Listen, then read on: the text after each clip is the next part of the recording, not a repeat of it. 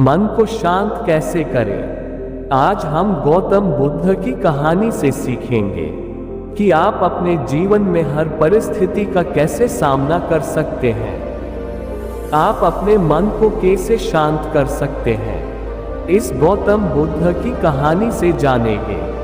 दोस्तों, हमारे जीवन में मन के बिना कुछ सलाह विचार नहीं कर सकते, इसलिए मन को शांत रखना बहुत जरूरी है। वीडियो में आगे बढ़ने से पहले यदि आप इस वीडियो पर नए आए हैं तो आप जल्दी से इस चैनल को सब्सक्राइब जरूर कर लें और अपने जीवन को मार्गदर्शन दीजिए और लाइक शेयर करना ना भूलें। एक बार गौतम बुद्ध अपने शिष्यों के साथ एक गांव की तरफ जा रहे थे। तभी उन्होंने देखा कि एक युवक बेहद गुस्से में पहाड़ी की तरफ जा रहा है। बुद्ध उसे देखते ही समझ गए कि या तो ये किसी की हत्या करने जा रहा है या फिर खुद आत्महत्या करने। वो युवक जैसे ही पहाड़ी से कूदने जा रहा था, गौतम बुद्ध ने तुरंत उसका हाथ पकड़कर उसे खींच लिया। ये देख उस युवक ने कहा, आप मेरा हाथ छोड़ दें, मेरा जीवन है, मैं जो चाहे इसके साथ करूं, आप मुझे मत रोकना। गौतम बुद्ध ने कहा, ठीक है, तुम चाहो तो दोबारा से कूद जाना, लेकिन पहले 10 मिनट रुक जाओ। 10-12 बार लंबी सांसें लो और अपनी हथेलियों को खोल दो। उसके बाद ही मैं तुम्हें दोबारा आत्महत्या करने दूंगा, उससे पहले नहीं।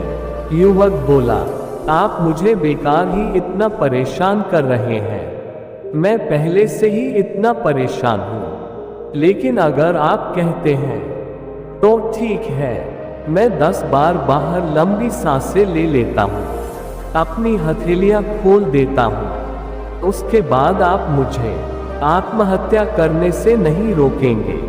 उस युवक ने अपनी आंखें बंद की, 10 बार लंबी सांसें ली, अपनी हथेलियों को खोला और फिर धीरे धीरे अपनी आंखें खोली। फिर महात्मा बुद्ध ने कहा कि ठीक है, अब तुम जा सकते हो। वह युवक पहाड़ी की तरफ गया। उसने जैसे ही कदम आगे बढ़ाए, पहाड़ी के नीचे देखा। वह देखते ही पीछे हट गया और वापस जाकर बुद्ध से बोला, आप कौन हैं? आपसे तेजस्वी व्यक्ति मैंने आज तक नहीं देखा। अभी मेरे साथ क्या हुआ है, क्या आप मुझे समझा सकते हैं?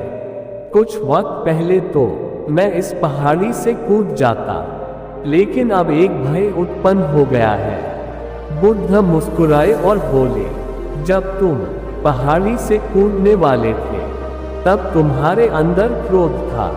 क्रोध सोचने समझने की शक्ति को नष्ट कर देता है। हमारी बुद्धि उस वक्त काम करना बंद कर देती है। उस समय तुम फिर वो करते हो जो तुम्हारा मन कहता है। उस समय तुम क्रोधित, तुम्हारा मन एक जगह नहीं था। उस समय तुम खुद को खत्म कर देना चाहते थे, लेकिन जब तुमने अपनी आंखें बंद करके लंबी सांसें और अपनी हथेलियों को खोला, तब तुम्हारा दिमाग और मन दोनों शांत हो गया और तुम्हारी नकारात्मक ऊर्जा सकारात्मक ऊर्जा में बदल गई, जिसके कारण तुम्हारी बुद्धि को नियंत्रण प्राप्त हुआ और तुम सही निर्णय लेने में सक्षम हो सके। युवक बोला, आप कौन हैं? बुद्ध ने कहा, ये जगत के लोग मुझे बुद्ध कहते हैं। युवक बुद्ध के चरणों में गिर गया और बोला कि है बुद्ध, आप मुझे अपनी शरण में शामिल कर ले। मैं तो अपने पिता को सबक सिखाना चाहता था, इसलिए आत्महत्या करने जा रहा था। बुद्ध ने कहा कि आत्महत्या करके कोई इस शरीर के साथ कुछ भी नहीं कर सकता। जब तक हमारे पास ये शरीर है, हम कुछ भी कर सकते हैं, लेकिन यदि ये शरीर नहीं होगा तो हम कुछ भी नहीं कर सकते। युवक कहता है, आप सही कहते हैं बुद्ध, लेकिन आप नहीं जानते, मेरे पिता ने मुझे बहुत अपमानित किया है। वह मुझे हर बात पर टोकते हैं। बचपन में वो मुझसे बेहद प्रेम करते थे। उसके बाद उन्होंने मुझे शिक्षा प्राप्त करने के लिए गुरुकुल भेज दिया। मैं हमेशा सोचता था कि मैं गहन अध्ययन करके उनका नाम रोशन करूंगा और मेरे पिता ये सब देखकर बहुत खुश होंगे। जब मैं शिक्षा पूरी करके वापस आया, तब मैंने अपने पिता को बताया कि मैंने सारे शास्त्र, वेद, उपनिषद कंठस्थ कर लिए हैं और मुझसे बड़ा ज्ञानी कोई नहीं है। तब वो खुश होने की जगह मुझसे कहते हैं कि अपने आप को ज्यादा ज्ञानी होने के भ्रम में मत डालो, ना ही खुद में अहंकार लाओ। मैं तो उन्हें दिखाना चाहता था कि मैंने कितना गहन अध्ययन किया है। मैं बड़े बड़े शास्त्रार्थ में जाने लगा। सभी मेरे ज्ञान से प्रभावित होने लगे। सभी ने मुझे महान ज्ञाता माना, लेकिन मेरे पिता ने नहीं माना। वह मेरे शास्त्रार्थ के बीच पहुंच जाते और मेरे बताए गए ज्ञान में कुछ ना कुछ कमी निकालते और सबके आगे मुझे अपमानित करते। वो मेरे साथ रहने वाले मित्रों को भी अपमानित करते थे, ये कहकर कि वो मेरा जीवन बर्बाद कर देंगे, क्योंकि वह मेरा साथ देते थे, मेरे ज्ञान की प्रशंसा करते थे। मैं समझ नहीं पा रहा था कि वह ऐसा क्यों कर रहे हैं। तब मेरे मित्रों ने मुझसे कहा क्योंकि वो मेरे जितना ज्ञान अर्जित नहीं कर पाए, इसलिए वो मुझसे ईर्ष्या करते हैं। एक दिन मेरी उपाधियों के कारण मेरे मित्रों ने मुझे मदिरा पान कराया। ये बात मेरे पिताजी को पता चल गई। वो ढूंढते ढूंढते वहां पहुंच गए और मुझे वहां सबके सामने थप्पड़ मार दिया। मुझे बहुत अपमानित महसूस हुआ। तब मैंने ये तय किया कि मुझे मेरे पिताजी को सबक सिखाना है और मैं यहाँ आत्महत्या करने आ गया, क्योंकि एक पिता के लिए इससे बड़ा सबक क्या होगा। जब वह अपने बेटे की अर्थी को उठाएंगे, तब उन्हें एहसास होगा कि उन्होंने क्या गलती की है। बुद्ध मुस्कुराए और बोले, मुझे एक बताओ जो ज्ञान तुम्हें आत्महत्या करने के लिए प्रेरित करे, तो वो ज्ञान किस काम का, वो कहाँ से अच्छा हुआ, जो तुम्हें एक गलत काम को करने से नहीं रोक पा रहा। युवक ने कहा, आप सही कहते हैं बुद्ध, अब मैं खुद अज्ञानी सा महसूस कर रहा हूँ। आप मुझे अपनी शरण में ले, मैं आपसे ज्ञान प्राप्त करना चाहता हूँ। बुद्ध ने कहा, तुम मेरे साथ 4 दिनों तक रहना और उसके बाद अपने पिताजी के पास जाना। अपने पिता के घर तुम मध्यरात्रि के बाद जाना और बिना किसी हलचल के चुपचाप भीतर जाना। तब तुम्हें जीवन का सबसे पहला ज्ञान मिलेगा। वो युवक 4 दिनों तक बुद्ध के पास रहा और उसके अगले दिन पिता के पास चला गया।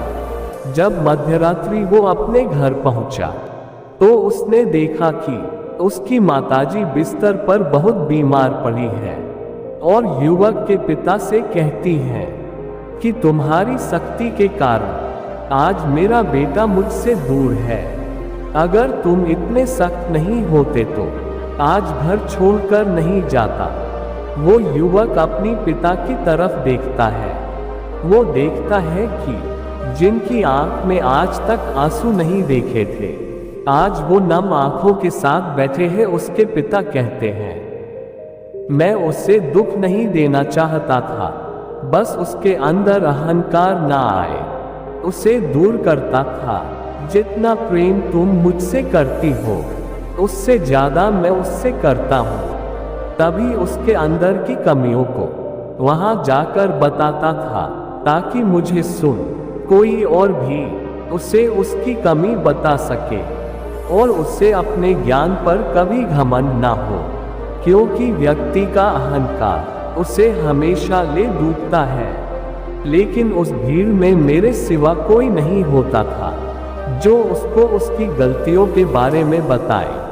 तब मैंने तय किया कि मैं उससे उसकी गलतियों से अवगत कराऊंगा, लेकिन वो मेरी ना सुनकर हमेशा अपने मित्रों की सुनता था।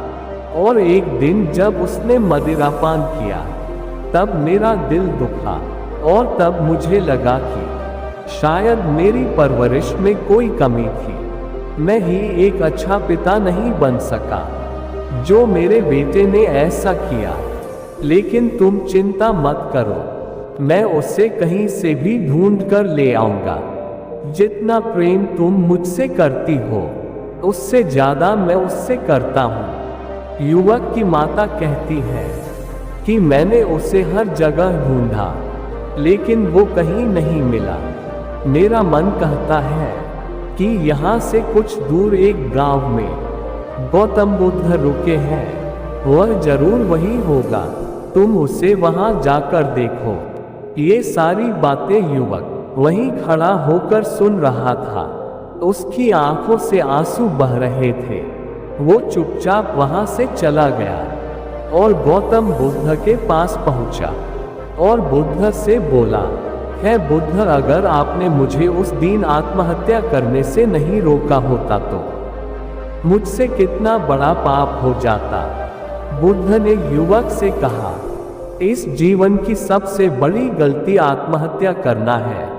ये जीवन तुमने खुद नहीं लिया है, उसे तुम्हें दिया गया है, तो तुम्हें कोई हक नहीं कि उसे खुद से नष्ट करो।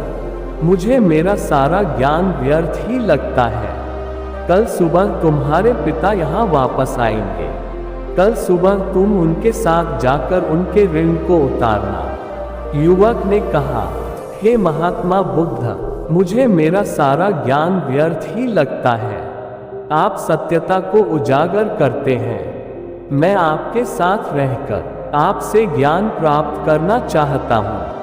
मुझे अपने संग में आप शामिल कर लें। बुद्ध ने कहा, कल सुबह जब तुम्हारे पिता आएंगे तब तुम उनसे बातचीत करना और उनसे आज्ञा लेना, और तब तुम्हें लगे कि तुम्हें ज्ञान प्राप्ति की जरूरत है तो संघ के दरवाजे सभी के लिए खुले रहते हैं। दोस्तों, आपने क्या सीखा इस कहानी से कमेंट करके जरूर बताना। आज की वीडियो सिर्फ यही समाप्त होती है।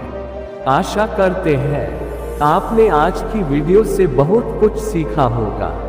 एक नई वीडियो के माध्यम से कल मिलते हैं। तब तक अपना ख्याल रखिएगा और अपना कीमती समय देने के लिए धन्यवाद।